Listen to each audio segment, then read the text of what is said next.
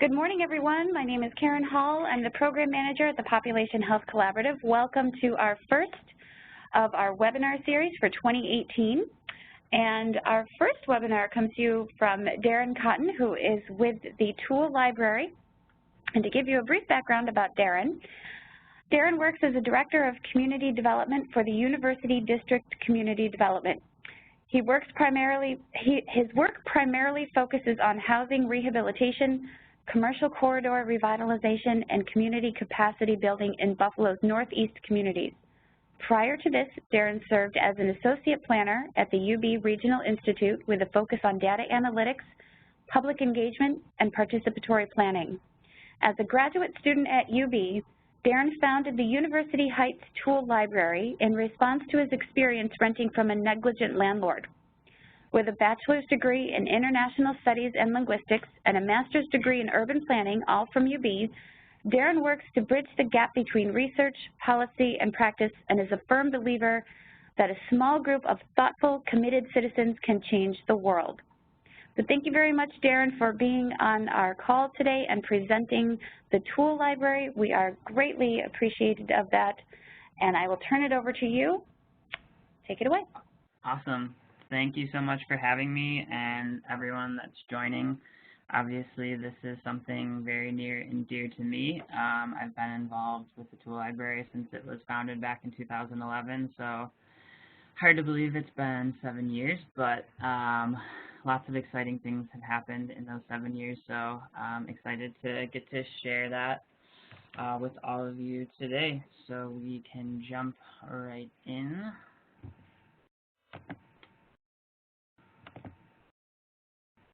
And just some housekeeping items. The webinar is being recorded. The copies of the slides will be available, and I think we're going to do questions at the end, so feel free to type those into the Q&A box.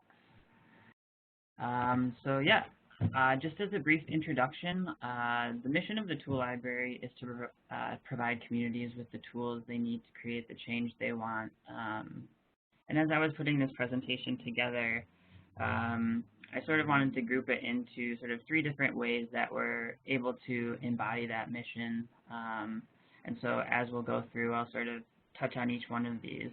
The first being the social enterprise and the sharing economy. So basically, you know, our brick and mortar shop where people can come sign up for a membership and then borrow from our inventory of about 2,000 tools.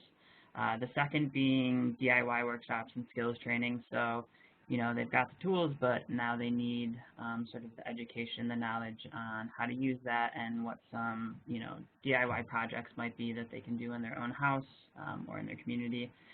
And lastly is civic engagement and service learning. So beyond just loaning tools out to individuals, how can communities use these tools collectively and collaboratively to address some of the issues that they're facing. So starting out, the Tool Library was founded back in 2011. I was a grad student at the time going to UB, getting my master's in urban planning, and I was renting in the University Heights neighborhood, which is directly adjacent to UB South Campus. And one of the things that I saw as a student of planning was just, you know, an issue with vacancy, with blighted properties, and with absentee landlords. You know, the University Heights tends to be more of a transient neighborhood because there are so many students. And I think, unfortunately, a lot of landlords tend to take advantage of that. And so actually, this house right in the middle was actually a house I lived in for a year with friends. And this second-story porch was precariously perched on those 2x6s for probably 9 or 10 months. So, you know, one of the sort of precipitating moments that led to the Tool Library was just me and my roommates, you know, getting sick of waiting for our landlords and just deciding to do some of the work in our house by ourselves. Again, as poor college students, we didn't really have access to a wide assortment of expensive power tools, so, you know, we did what we could with what we had and what we were able to borrow from our parents. But that sort of really put me on the path to thinking, well, what's a low-cost but high-impact solution to some of these issues? Did some digging on the internet, and that's really where I came across this idea of a tool library as potentially a platform for change. And these 5 items that I have on the screen right now are really sort of, you know, what I needed to get from just an idea in my head to actually something, you know, on the ground happening. And I think these are really great jumping off points for anyone that is interested in starting something similar in their community. So the first one, this communal knowledge, I was lucky enough to stumble across a Google group that basically brings together dozens of different people and organizations that are running tool libraries across the country. And it's really just a great forum to share information, you know, share templates of forms, questions, issues that you've had. And again, that was a really great jumping off point for me, just to not have to reinvent the wheel and really starting from a really great base of knowledge. And then moving on, you know, I imagine this sort of as a nonprofit organization, and so of course I myself wasn't a nonprofit. I had to find an organization that we could potentially pass funding through. And so we really lucked out in that the University Heights neighborhood has a really active community organization called the University Heights Collaborative, which had just received their 501c3 status. And they're a great sort of umbrella group for all the block clubs in the neighborhood, and they really provide sort of that forum for people to voice concerns. And I saw the tool library sort of complementing their work in that, you know, they can bring the problems to the table, and the tool library can sort of create some of those more action-oriented solutions. And then moving on to, again, moving from just an idea to, okay, what does this actually look like in practice? I put together a business and marketing plan for the tool library. And, you know, I was a liberal arts student. I had no sort of business acumen. I wasn't an MBA, so I really relied on a friend at UB who was in the business school getting his MBA, looking at templates online, putting something together, and, you know, emailing it over to him saying, does this make sense? Do you think this will work? So putting that together, and that actually allowed me then to get some seed funding from the city of Buffalo.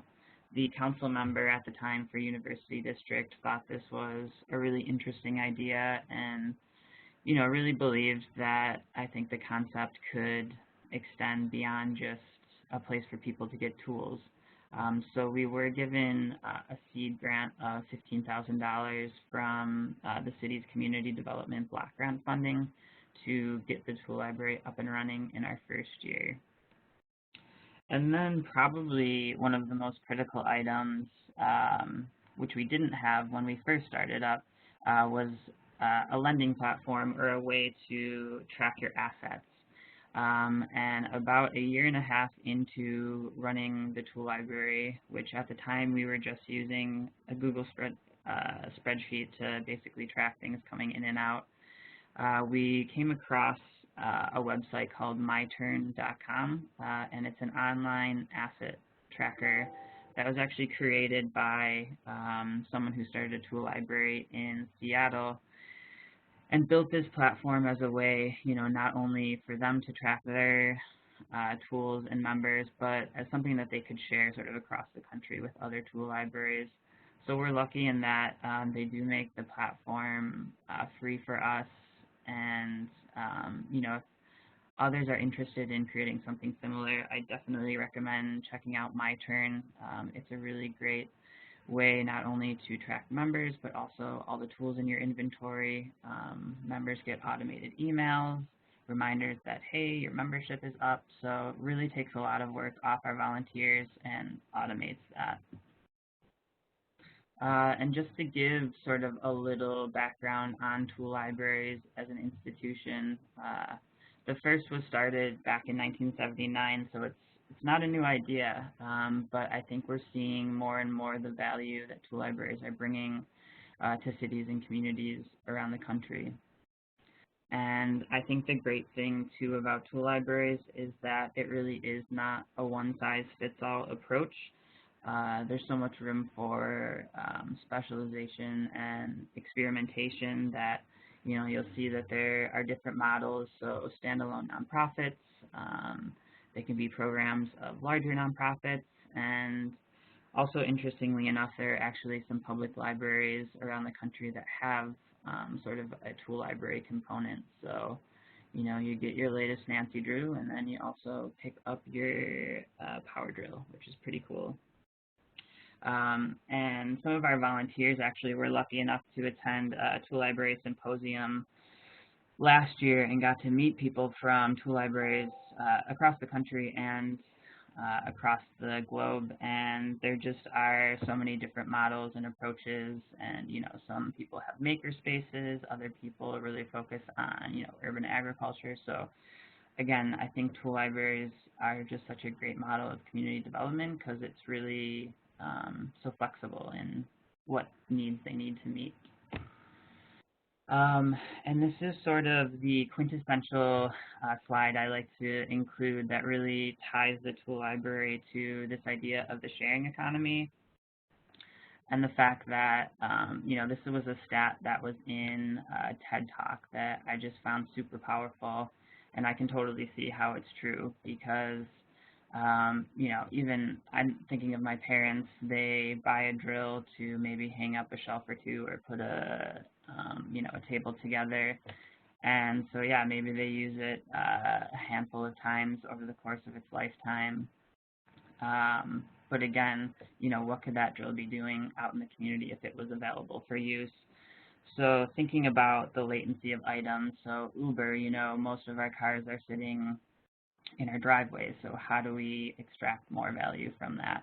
And the same idea with drills, how do we scale up a drill that's only being used 12 minutes? How do we, make it available for 12,000 minutes, across hundreds of different users? So just sort of as a reminder that the tool library is part of this, I think, shift that we're seeing away from, well, everyone needs to own one of everything, to the idea that, hey, if we're living in a community, we can share access and we don't have to own as long as we can access it when we need it. And then just jumping back into how we actually operate. So when people come into the tool library, our brick and mortar store is at 5 West Northrop, which is right off of Main Street in University Heights. We just have them fill out a pretty short membership application. They sign off on our borrowing rules, on a waiver, just a couple of things that we require to have on file. And then right now we have sort of a tiered membership where basic $20 membership a year, that would get people access to 5 tools at a time for a week at a time. So, let's say you're building a deck and you need 5 tools for a week, so you take those 5 tools out, bring them back. The next week you can take out another 5 tools. And then the $50 level is 25 tools out at a time, and the $100 level is 50 tools at a time. So those are sort of geared more either towards pretty intense DIYers or also community groups, block clubs that are looking to do large service events. And again, with the loaning procedures, it is sort of that breakdown depending on membership.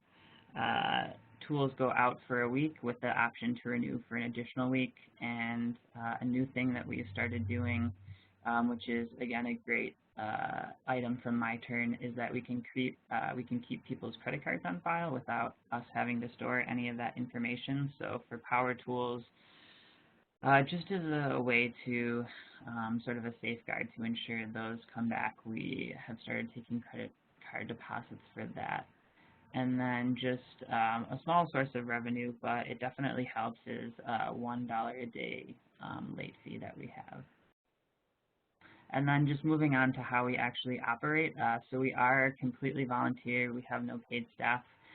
We just have a really awesome group of volunteers who are willing to donate sort of their time and their talent. So We have right now, I would say, a group of about 12 people who staff the tool library anywhere from 2 to 4 hours at the same time every week.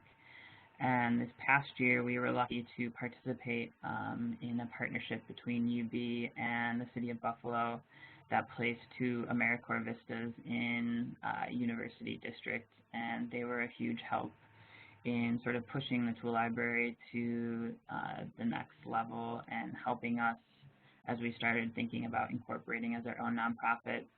So again, there are tool libraries that have full-time staff, some have part-time, others also have AmeriCorps, so I think there's a lot of different ways.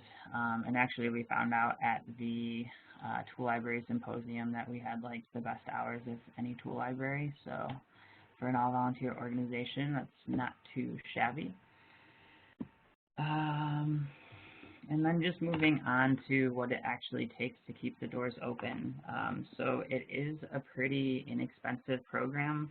Obviously, tons of hours and sweat equity that go into it, but from a monetary standpoint, just to keep the doors open, it's about $18,000 a year, and you can see that breakdown.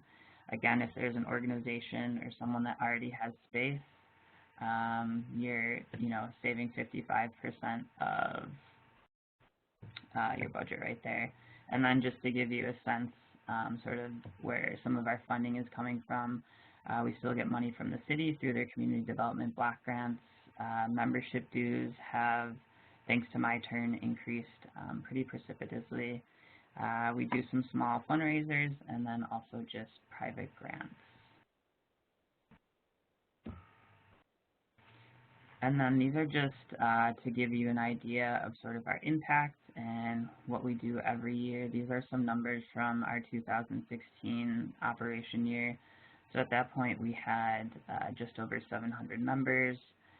We had just under 2,000 tools, and to give you an idea of some of the most popular tools in our inventory, it tends to be, those higher end power tools that if you're only using it on one project, probably doesn't warrant the cost that you would pay to buy it. But again, by making it available for just 20 bucks a year, it really incentivizes people to not only, start those projects, but learn how to trim out a bathroom or, lay tile down. And then just looking at the number of loans, again, over 11,000. One of the things we're hoping to do in the next year or two is sort of attach a cost to every tool.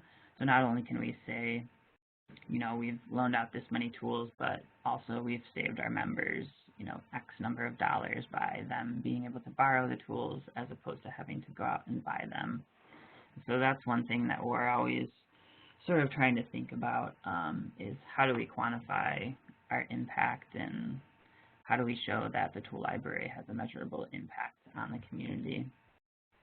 And then just moving down to number of volunteer hours, we'll jump into some of the service events that we help sponsor a little later, but just to give you an idea of some of those service events and the number of hours and volunteers that we're able to sort of bring into the community, and then the impact that that really makes. So between, the value of the volunteer hours, the value of the materials that we're investing, whether it be trees or flowers or anything like that. So we like to say, a $5,000 investment from the city, has a close to $200,000 return. So pretty good bang for your buck. And now we're going to transition sort of into that second topical category that I mentioned, this idea of DIY workshops and skills training.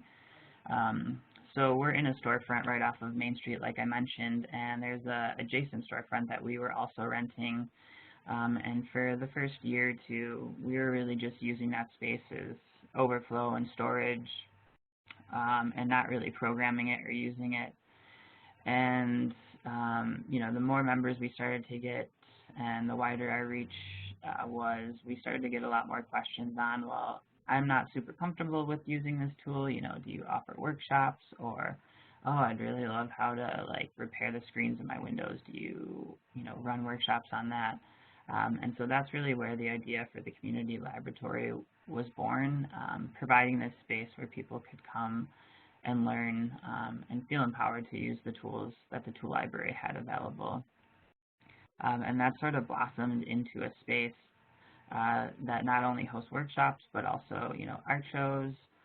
We have block clubs, business associations that meet there, and even we've had pop-up shops, so small artisan groups will come in and sort of set up their products. And so it's been a really great, I would say, complement to the tool library. And you know, when we've been thinking about, you know, the potential to open a satellite in the coming years, and I really think this model of having sort of the tool space, but then having the learning space just is a really great partnership and a really great collaboration. And so to give you an idea of the transformation of the collab space, it really was a pretty sad and busted down place when we first got in there. So you can see in the bottom there was chain link on the windows, so not a super friendly face to the community. So we were able to work with students at UB and volunteers from the community to transform that space into what it's become today, which again hosts a myriad of events. We have a calendar every month that is available online as well as in the space. So, you know, we've done bike repair workshops, we've done cooking demonstrations, we've built bug motels, we worked with Value to do weatherization workshops. So again, it's really become a place where, you know, a community can experiment and can come up with really interesting events and ways to sort of build on what's already happening in the community. And then jumping to sort of that last category of service learning and sort of building social capital in the community, we actually had a service event this past MLK Day, and with the UB Office of Student Engagement, and at the end of the day, there's always a reflection period where everyone gets a quote from MLK, and this just happened to be mine, and I thought was super appropriate. So everybody can be great because anybody can serve. You don't have to have a college degree to serve. You don't have to make your subject and verb agree to serve. You only need to have a heart full of grace, a soul generated by love. And again, I think that's really one of the things for me why the tool library speaks to so many people, is that it really empowers anyone to make a change in their community.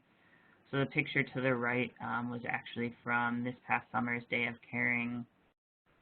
One of the things that had been a priority for the business strip on Main Street was the fact that, you know, these light poles that had been put in probably 10 or so years ago, all the paint had been stripped and they were down to basically bare metal.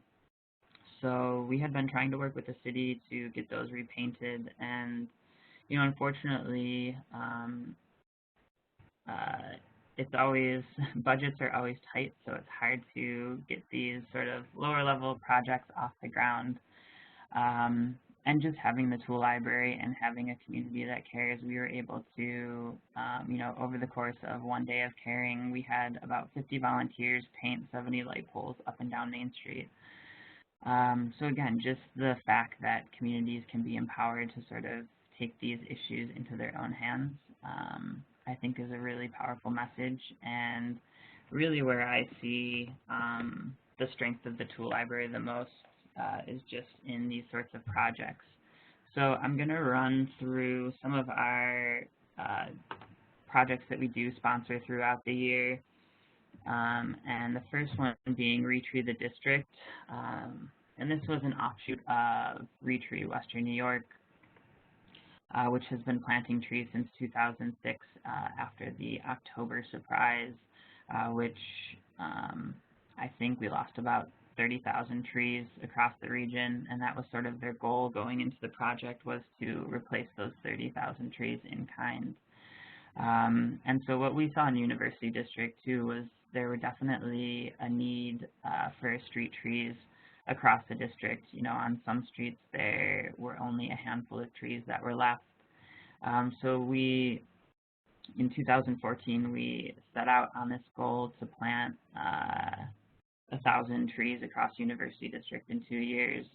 And I'm happy to report that after about, we hit our goal of 1,000 trees, and now we're about 3 years in, and we've planted just under 1,200 trees. And more than just planting trees, though, it has become sort of a great event to bring neighbors out, to bring people who may not ever cross paths otherwise together. So UV students, longtime residents, these populations that sometimes, you know, we only see in newspaper headlines as, you know, unfortunately, like the dynamic between residents and students, but sort of flipping that on its head and showing that, you know, we can work together, we have common interests, and we can all sort of contribute to make our neighborhood a greener and more vibrant place.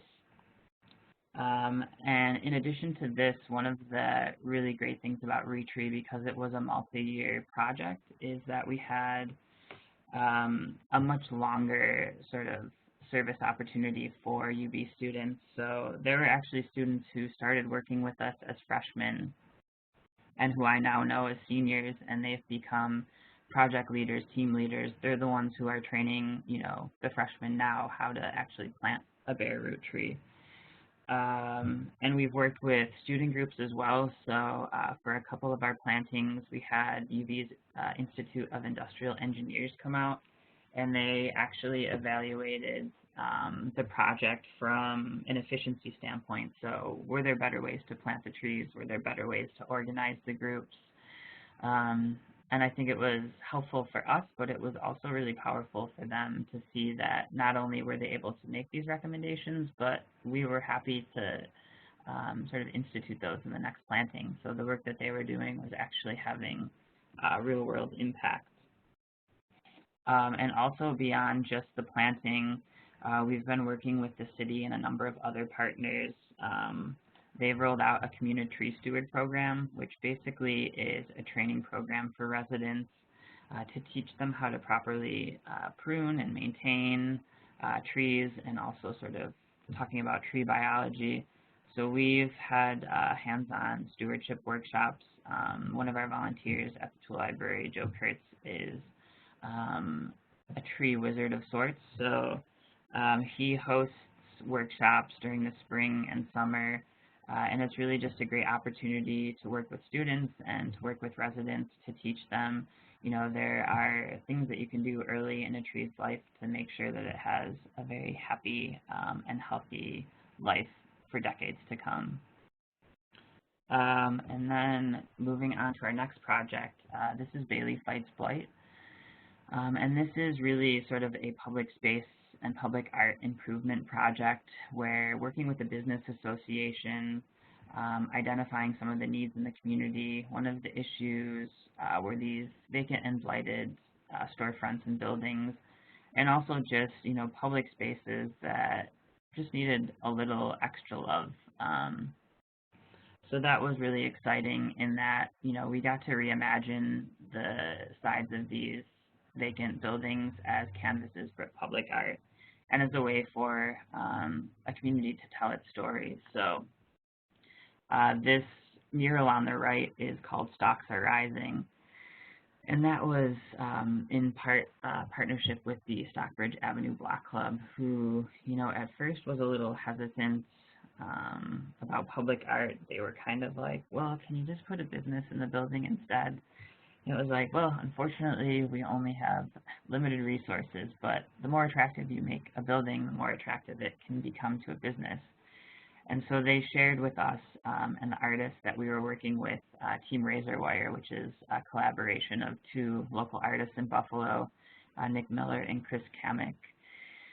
They said, well, you know, our motto is Stocks Are Rising. And so the artists were sort of able to take that concept and sort of turn it into an abstract design Very simple, very easy. So again, this design will hopefully last for years to come, and if it does need to be touched up, anyone can do that. It's not a super intricate design.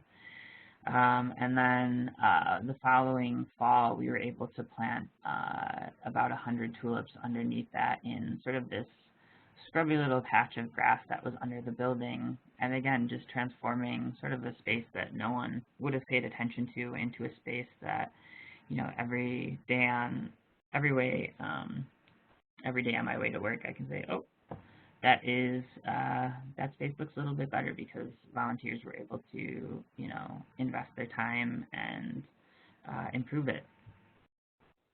And so this other mural to the left was our most recent endeavor, and that was thanks to a partnership with Westminster Community Charter School, which you can actually see right in the background here. So this is literally the school's front yard. And our goal was to work with the students to sort of reimagine this space and what they would want that to look like. And so the lion that you see down here is actually the mascot for Westminster. And so working with the students, coming up with designs, and then actually having painting days where they could come out with their parents, work alongside artists, work alongside tool library volunteers, and over the course of a summer, we were able to transform this wall from nondescript, sort of blighted side of a building into a really beautiful public space that kids, on their way to school can walk past and say, hey, I was part of that, and now I want to stay and help change my community even more.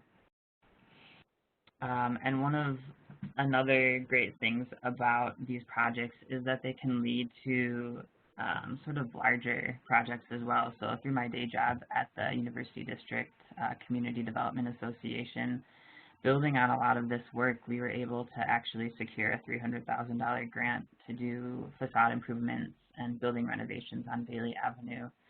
So again, there's sort of the top-down resources that are available from the state, but also marrying that with the grassroots organizing that's happening in the community, I think is really powerful. And then jumping to our next project is the Tyler Street Community Garden, and this was the University Heights first community garden. It was on a plot of land that at one time was a house, which had burned down, and the lot had been vacant and sort of trash strewn for many, many years. And thanks to a partnership with Grassroots Gardens of Western New York and the University Heights Collaborative, we were able to transform that into a community garden that has, I believe now has 8 beds, which are all adopted by either individuals or organizations, churches, different institutions in the community. And again, it's been a really a powerful experience to sort of see this space transformed, but also have it as this outdoor, learning laboratory where students can learn about, square foot planting and pairing different crops, and also sort of being part of a larger, monarch way station, planting native species for that sort of thing. And again, we were able to partner with UB. It was actually 2 summers ago where we partnered with UB's engineering intramurals and posed an issue of, well, we have this community garden, and one of the issues is that we don't have a great way to sort of systematize watering all the beds. So, volunteers can only get out there so often. So is there a way that we can potentially automate the watering of these beds? And so they set out on creating an automated watering system for the community garden. And what they ended up developing was sort of, you'll see in the bottom here, it's kind of a little hut, a little outdoor hut that has a metal roof, which leads to a gutter. And then that gutter feeds into a rain barrel.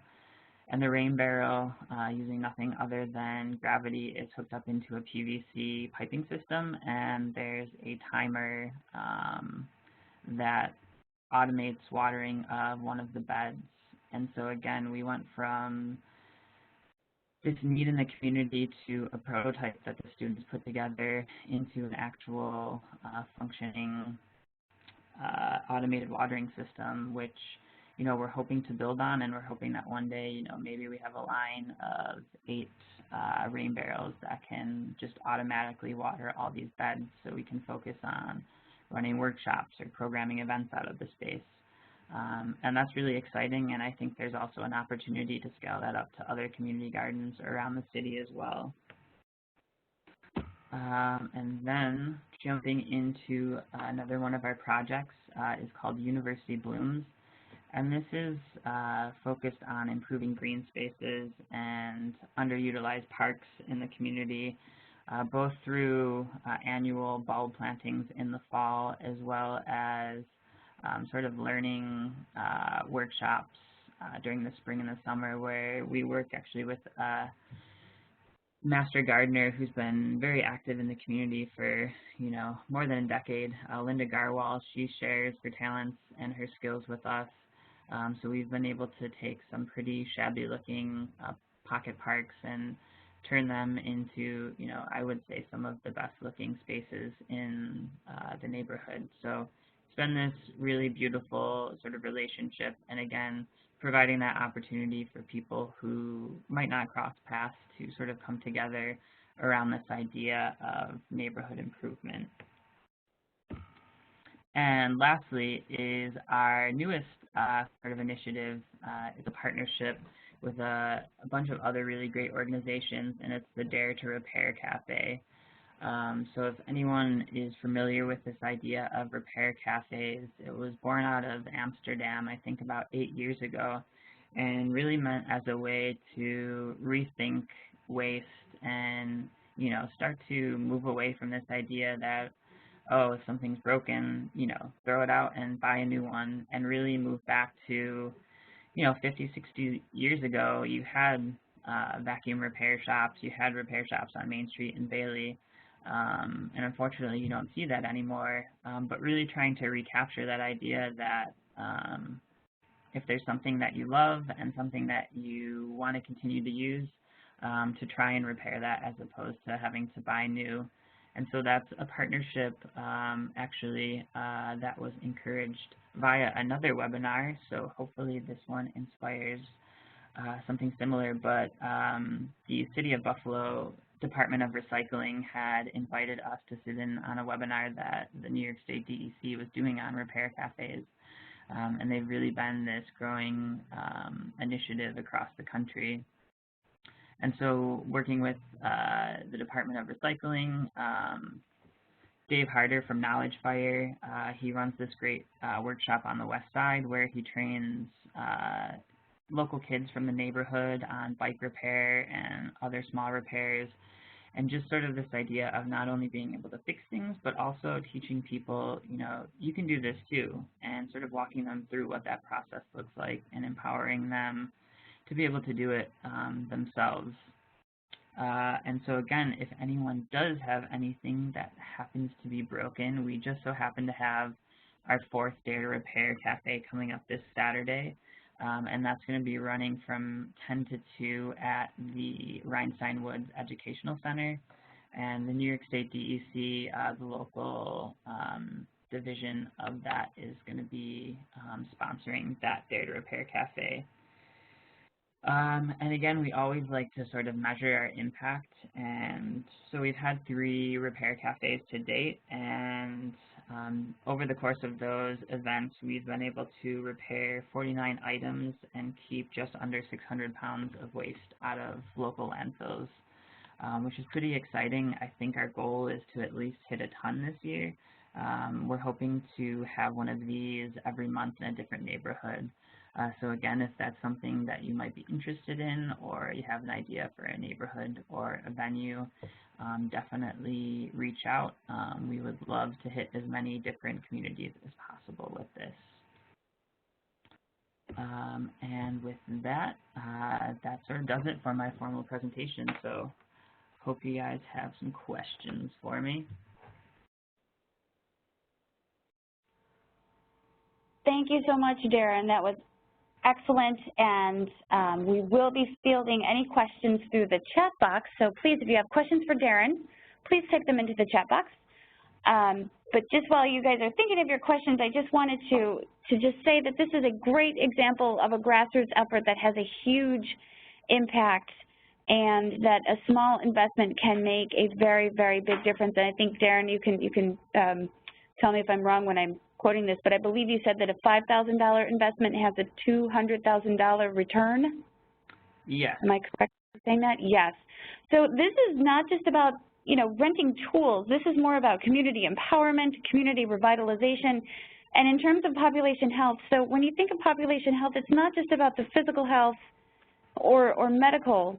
I mean, it's environmental efforts that create a space for communities to be active and be social, which absolutely affects our overall population health. So we just absolutely fell in love with the tool library at the Population Health Collaborative, and I think that others will too. And our whole, you know, mission as Population Health Collaborative, our major part of our mission is to promote best practices, and in hopes that people that are in other areas of either Erie County or even Western New York will replicate this tool library, because it is so impactful for the communities. And it looks like there's some questions. Can this presentation be emailed? And we will have a link to the presentation up on our website as soon as it's available, so you can find it there. But if anybody has specific questions for Darren, please type it away. Yeah, and just talking about, I guess, on the sort of public health aspect of things, it's been really interesting. I think the more we've been involved with a lot of these projects, whether it be Retreat or Bailey Fights Blight, it is really learning about those longer term, you know, hard to quantify and intangible impacts that those projects can have. So I was reading a couple reports on the links between blight and mental health, and just, you know, I think there was an example of in Philadelphia, they were monitoring like the blood pressure of people who were walking past vacant lots versus, you know, lots that were maintained or were community gardens, and there were actually physical impacts of people seeing that visual blight. So yeah, like you said, I think the impacts can go far beyond just, you know, planting trees or painting a wall or loaning tools, but there really are sort of those intangible impacts that, for me, are the most important. I agree. So just to share some of the comments that people made, it sounds like a great endeavor. Thank you for sharing. No questions, but this sounds like a great program for the community. Thank you for sharing. So I think, you know, collectively we're all just very, very appreciative of you taking the time today to share this, to share your baby with us. So Darren's contact information is right up there on the screen. So if you want to contact him directly, you can do that. And again, the slides will be, the webinar, sorry, will be shared. So please share this webinar with your networks in hopes that we can spread the love around to Western New York. This is a fantastic program. And thank you, everyone, for joining us today. And as a reminder, we'll have bi-monthly webinars. So please stay tuned for our next webinar that will be happening in March. And Darren, again, thank you so much for presenting this morning. Really, really appreciate you taking the time for us today. Yeah, no problem. I appreciate the opportunity. Thank you guys so much. Have a wonderful day, everyone. Thank you.